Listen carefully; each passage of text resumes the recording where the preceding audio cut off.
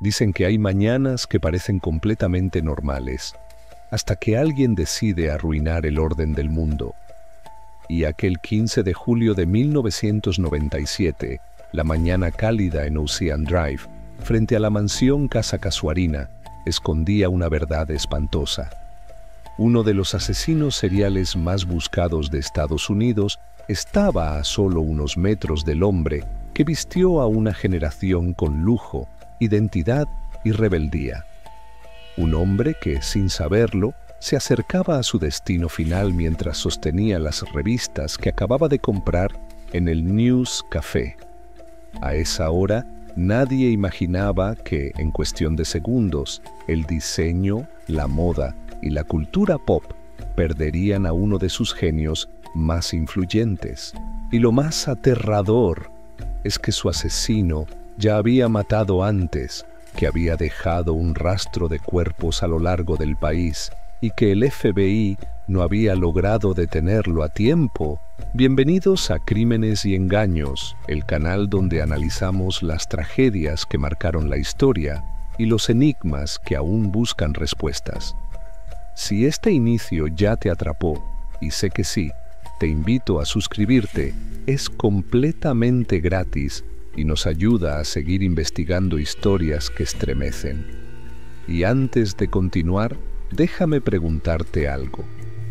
¿Qué crimen te gustaría que investiguemos después? Déjalo abajo en los comentarios y serás parte del próximo enigma del canal. Ahora sí, entremos en la historia del asesinato de Gianni Versace, un crimen que marcó un antes y un después en la cultura y en la percepción de la violencia en Estados Unidos. Un crimen que dejó más preguntas que respuestas, especialmente sobre la mente de su asesino, Andrew Cunanan.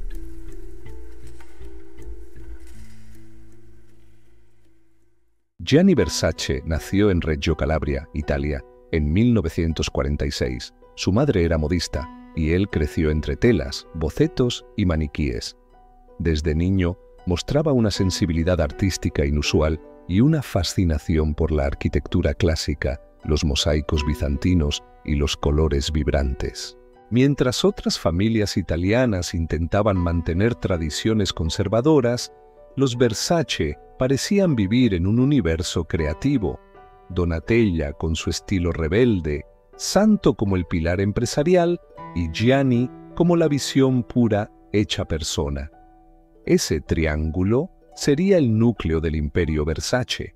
A mediados de los 70, Gianni comenzó a trabajar en Milán, diseñando para empresas de moda. Su talento explotó casi de inmediato. En 1978 lanzó su primera colección bajo su nombre, y desde ese momento su ascenso fue meteórico. Gianni rompía reglas, mezclaba cuero con seda, colores intensos con estampados salvajes, arte clásico con cultura pop. Vestía a Madonna, Elton John, Cher, la princesa Diana, Carla Bruni, Claudia Schiffer, Naomi Campbell. Todos querían ser parte del universo Versace. Para los 90, su marca ya era un imperio global. Moda, fragancias, muebles, desfiles que parecían espectáculos teatrales. Gianni vivía entre Milán, Nueva York y Miami Beach, donde compró la emblemática Casa Casuarina, una mansión de estilo mediterráneo construida en 1930. Ese lugar se convertiría en un símbolo eterno, aunque no por las razones que él hubiera querido. Mientras tanto, años antes, en 1969, nacía en California Andrew Cunanan.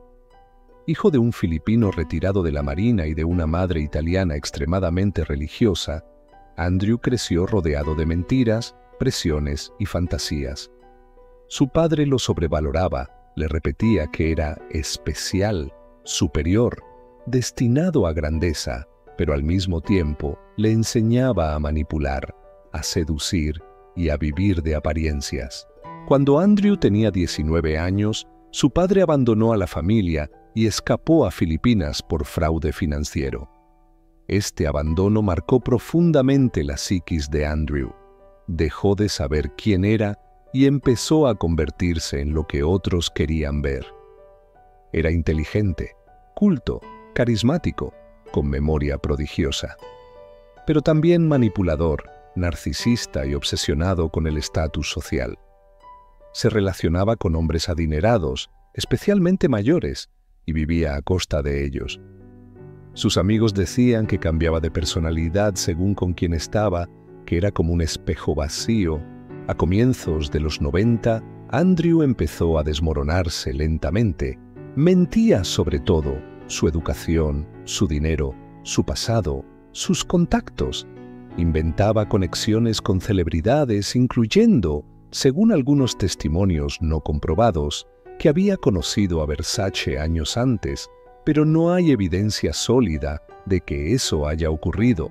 Lo que sí es real es que Andrew empezó a desarrollar una obsesión con figuras influyentes del mundo gay, especialmente hombres exitosos o deseados. Esa obsesión pronto se tornaría peligrosa.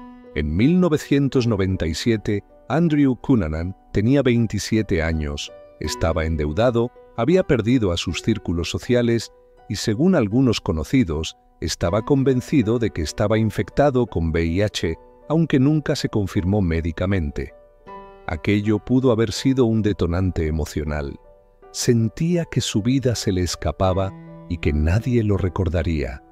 Y para una mente narcisista como la suya, ese pensamiento era intolerable. Entre abril y mayo de ese año, Cunanan inició un recorrido homicida. Sus víctimas fueron Jeffrey Trail, exoficial de la Marina y amigo cercano de Andrew. Lo atacó brutalmente con un martillo en Minneapolis. David Madson, arquitecto y expareja de Andrew. Lo secuestró y finalmente lo asesinó de un disparo junto a un lago. Lee Micklin, un millonario y magnate de bienes raíces de Chicago. Lo torturó y mató, en un crimen particularmente cruel. Nunca se confirmó si se conocían previamente. William Reese, cuidador de un cementerio en Nueva Jersey. Lo mató para robar su camioneta y escapar hacia el sur.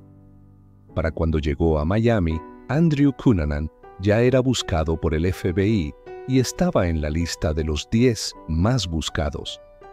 Sin embargo, logró esconderse durante semanas en la ciudad, viviendo en hoteles baratos, gastando poco, moviéndose con cautela.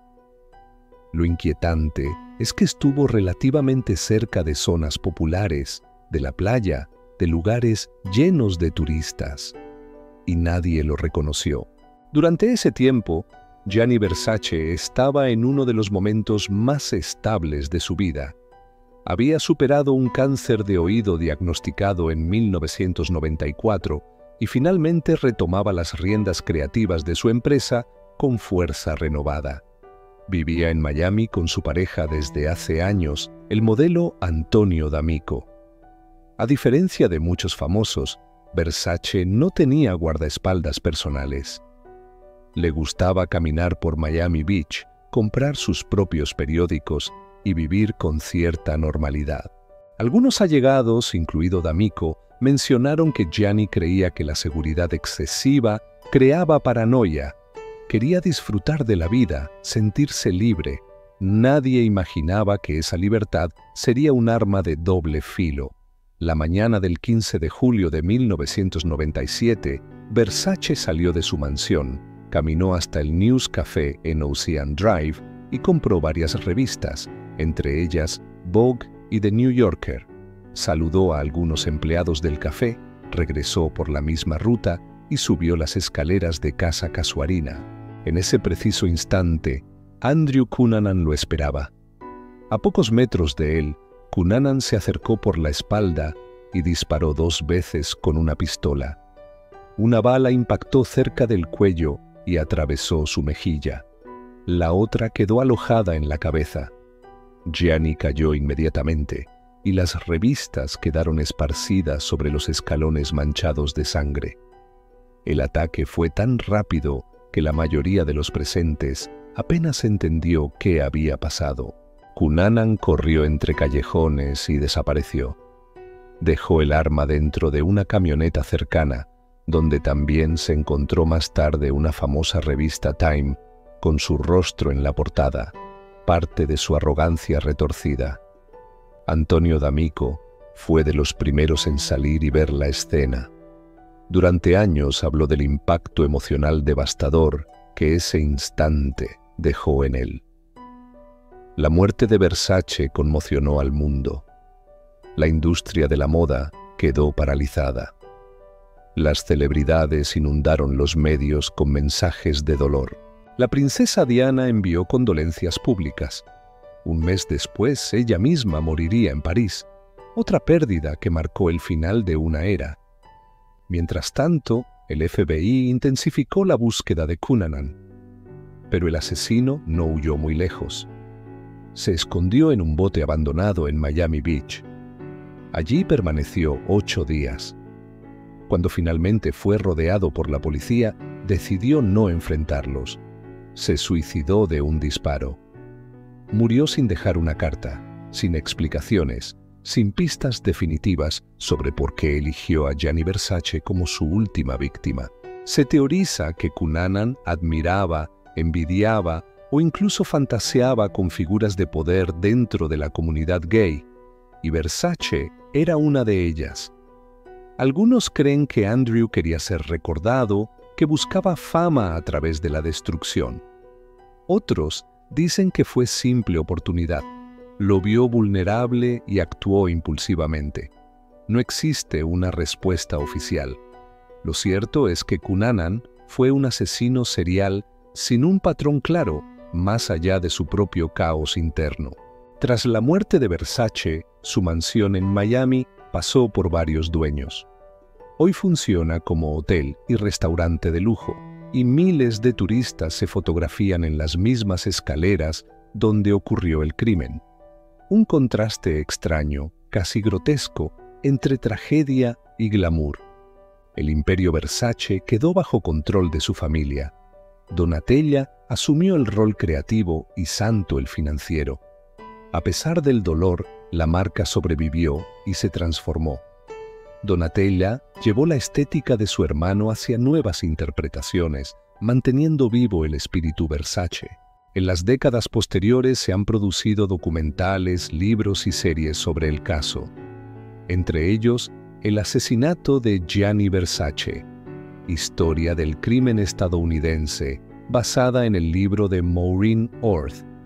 Sin embargo, algunos aspectos presentados allí están dramatizados y no representan todos los hechos con exactitud. Por eso es importante distinguir entre lo comprobado y lo especulado. El asesinato ha sido estudiado desde todos los ángulos, psicológico, social, cultural, pero ninguna teoría ha logrado explicar por completo por qué Andrew Cunanan desató esa ola de violencia. Hay quienes dicen que buscaba fama, otros que quería venganza contra un mundo que lo había rechazado. Otros creen que su mente narcisista simplemente se quebró. Lo cierto es que, como muchos crímenes que analizamos en este canal, este también deja preguntas abiertas. Preguntas que solo tú puedes intentar responder. Antes de terminar, recuerda que estos relatos existen no solo para contar tragedias, sino para entender cómo y por qué se originan. La historia de Versace y Cunanan es un recordatorio de que la obsesión por la fama, combinada con una mente fracturada, puede generar consecuencias irreversibles. Gracias por acompañarnos en esta investigación. Si llegaste hasta aquí, déjame un comentario diciéndome qué teoría te parece más probable. No olvides suscribirte, es gratis y me ayuda a seguir creando contenido profundo, profesional e impactante. Y activa la campanita para no perderte el próximo documental. Nos vemos muy pronto en otro episodio de Crímenes y Engaños.